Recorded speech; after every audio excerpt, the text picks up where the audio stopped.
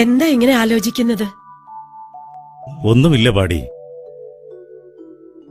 ദേ ഉണ്ണി. ശിവശങ്കര, എന്താ അച്ഛാ? അയ്യങ്കര തറവാട്ടിൽ ഇതുവരെ യാഗാഗ്നി അണഞ്ഞിട്ടില്ല. ഇവിടെ ആരും ആചാരങ്ങൾ തെറ്റിക്കാറുമില്ല. ആചാരങ്ങൾ പ്രപഞ്ചോൽപത്തി മുതൽ ഉണ്ടായതല്ലോ, നാം ഉണ്ടാക്കിയതല്ലേ അച്ഛാ. നീയൊരു ബ്രാഹ്മണനാണ്, അത് മറക്കണ്ട. ജന്മനാ ജായതേ മർത്യ കർമ്മണാ ജായതേ ദ്വിജ ബ്രഹ്മജ്ഞാനേന ബ്രാഹ്മണ. ഇത് ബാലപ്രായത്തിലെ പഠിപ്പിച്ചു തന്നത് അച്ഛൻ തന്നെയല്ലേ? നിന്നോട് തർക്കിക്കാൻ നാം ഇല്ല ഉണ്ണി. തർക്കിക്കാൻ പറഞ്ഞതല്ല അച്ഛൻ, ഞാൻ പരമമായൊരു സത്യം പറഞ്ഞെന്ന് മാത്രം. എങ്കിലുണ്ണി, നാം ഒരു സത്യം പറയാം. ആചാരങ്ങൾ ലംഘിച്ച് ധരിച്ച യജ്ഞോപവീതത്തിന്റെ പവിത്രത കളങ്കപ്പെടുത്തുന്ന ഒരുവൻ അന്തിയുറങ്ങാനുള്ള വഴിയമ്പലമല്ല ഈ അയ്യങ്കരയില്ല. അരുത്, എന്റെ ഉണ്ണിയോട് അങ്ങനെയൊന്നും പറയരുത്. പറയാതെ വയ്യ പാടി. ഒരിക്കൽ പുഴവക്കിൽ നിന്ന് കിട്ടിയ കുലമേതെന്നറിയാത്ത ഇവനെ ഇവിടെ വളർത്താൻ അനുവദിച്ചത് നിന്റെ കണ്ണീരിന് മുന്നിൽ തോറ്റുപോയതുകൊണ്ടാണ്. ഇനിയും ഇനിയും തോൽക്കാൻ എനിക്കിനി ആവില്ല പാടി.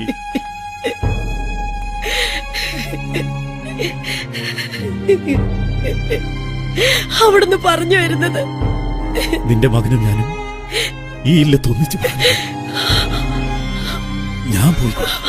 അരുത്, ദേശാടനത്തിന് തീർത്ഥാടനത്തിന് അരുത്. എന്തിനെങ്കിലും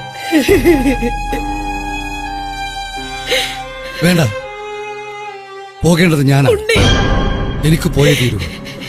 എന്നെ കാത്തു നിൽക്കുന്നവർക്കായി. അതിന് തടസ്സം നിൽക്കുന്ന ഈ ബ്രാഹ്മണ്യം ഞാനിതാ ഉപേക്ഷിക്കുന്നു. ഇതാ ഉണ്ണി. എന്റെ ഉണ്ണി, ഉണ്ണി, ഉണ്ണി, ഉണ്ണി, അരുത്, അരുത് ഉണ്ണി, ഉണ്ണി.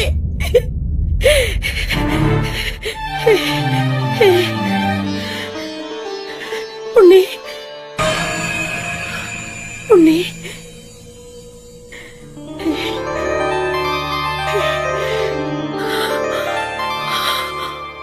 നല്ലമ്മ പാടിക്കുട്ടിക്ക് നാം ആരാണെന്നറിയാൻ സമയമായിരിക്കുന്നു. ഞാൻ ലോകരക്ഷക്കായി അവതാരം ചെയ്തവൻ.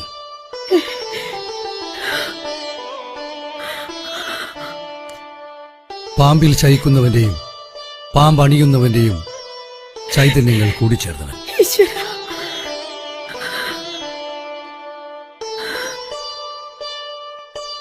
നാളെ ലോകമെന്നെ ശ്രീമുത്തപ്പൻ എന്ന് വാഴ്ത്തി സ്തുതിക്കും.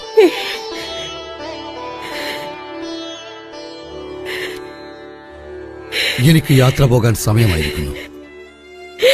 നീ എന്റെ ഉണ്ണിയാണ്. ഞാൻ നെഞ്ചടക്കി പിടിച്ച എന്റെ ഉണ്ണിയെ കാണാതിരിക്കാൻ എനിക്കാവില്ല ഉണ്ണി. ഈ അമ്മയ്ക്കാവില്ല ഉണ്ണി. അമ്മയെ എനിക്കും കാണണം. ഞാനുണ്ടാവും അങ്ങ് കുന്നത്തൂർ പാടിയിൽ. അവിടെ വെച്ച് മൂലം പെറ്റ ഭഗവതിയായി വന്ന് നല്ലമ്മ പാടിക്കുറ്റിക്ക് ഈ മകനെ കാണാം. ഉണ്ണി, പ്രളയാഗ്നി ജ്വലിക്കുന്ന ഈ കണ്ണുകൾ പൊയ്ക്കണ്ണുകൾ കൊണ്ട് മറച്ചു കളയണം. അമ്മയുടെ അപേക്ഷയാണ്. അല്ലെങ്കിൽ അതിലെ തീജ്വാലകളേറ്റ് 7-14 ലോകവും നശിക്കും.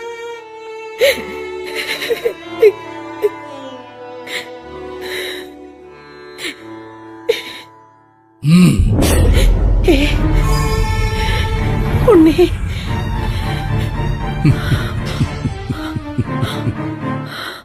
ഉണ്ണി, ഇതാ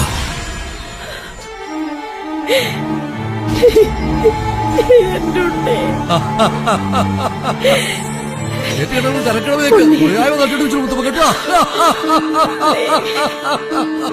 പൈതങ്ങളെ നിന്റെ താപിക്കൽ സരസ്വതിയായ അമ്പോജമായ മാർദ്ദർശമാല പോലെയും പതിൽ തൂക്കിയ ദീപം പോലെയും കല്ലുകൊണ്ട് പ്രബോധിയും ചിലർ രക്ഷിച്ചോടെ മുത്തപ്പ കേട്ടോ. ആപത്തൊന്നും വരുത്തറേ. മൂത്തോരെ, മൂത്തോരെ, മൂത്തോരെ, മൂത്തോരെ. വ്യാഘ്ര സിംഹ വാരണങ്ങൾ നിറഞ്ഞ കാട്ടിലൂടെ താലിച്ചരട് കുരുത്ത പുരുഷനെ തേടി കല്ലായിക്കൊടി അടിയാത്തി എന്ന പെൺപിറന്നു ഒരുപാട് അലഞ്ഞു. എവിടെ പോയി? പാദങ്ങളിൽ മുറിവേൽപ്പിച്ച കൂർത്ത കല്ലുകൾ പുഷ്പസമാനമായി കരുതി കാന്തനെ തിരഞ്ഞു നടന്ന കല്ലായിക്കൊടി ആ കാഴ്ച കണ്ട് ഞെട്ടി. എന്റെ ദേവരെ, എന്താ ഈ കാണുന്നത്?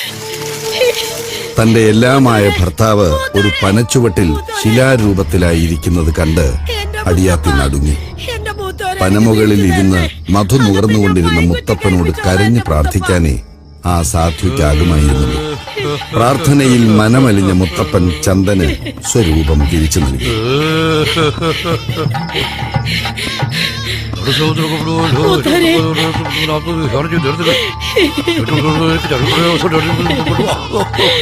എന്റെ മുത്തപ്പ, മുത്തപ്പ, ചെയ്തു പോയ തെറ്റിന് മാപ്പാക്കണേ. ഇനി എന്റെ കൂടെ ഇട്ട് അവിടെ മുത്തപ്പ, കൈകുറ്റി വെച്ച് പ്രാർത്ഥിച്ചോളാം മുത്തപ്പ. എന്റെ മുത്തപ്പ, പൊന്നു മുത്തപ്പ. കൈപിടിയല്ലേ മുത്തപ്പ.